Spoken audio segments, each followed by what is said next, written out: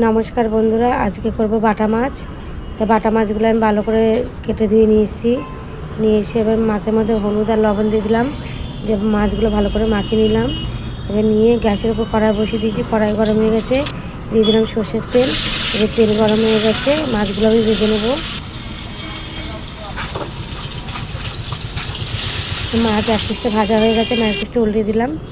মাছ ভাজা হয়ে গেছে, বাদ বাকি মাছগুলো ভেজে নেব। মাছ আমার সব ভাজা হয়ে গেছে, তা আমি আর একটু তেল দিয়ে দিলাম, আর শুকনো লঙ্কা তেজপাতা দিয়ে দিলাম, আর জিরে দিয়ে দিলাম। এবারে আলুগুলো দিয়ে দেবো। এবার সজনে ডাঁটাগুলো দিয়ে দেবো, দিয়ে দিলাম লবণ, হলুদ। এবার ভালো করে আমি সবজিগুলো একটু ভেজে নেবো। আমি একটা মশলা করে নেব। এখানে কাঁচা লঙ্কা, আদা আর একটু জিরে আমি বেটে নেব। একটু জল দিলাম, দিয়ে ভালো করে বেটে নেবো মশলাটা। এবার দিয়ে দিলাম টমেটো।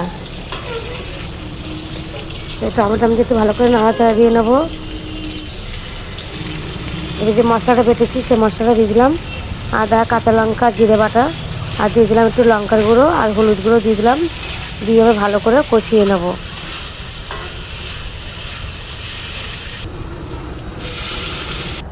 এবার আমার কষানো হয়ে গেছে, এবার আমি জল দিয়ে দেবো। এখন গরম পড়ে যাচ্ছে, এখন এরকম পাতলা ঝোলই ভালো লাগবে। তো জল দিয়ে দিলাম, দিয়ে এবার লবণ দিয়ে দিলাম।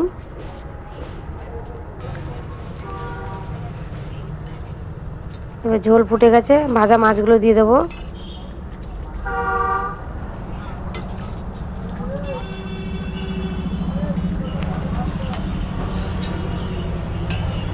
আমার তরকারি হয়ে গেছে,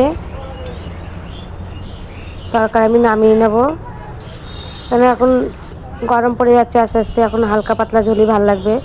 তো আমার তরকারি হয়ে গেছে, নামিয়ে নিয়েছি। ভালো লাগলে লাইক, কমেন্ট, শেয়ার করে দেবেন।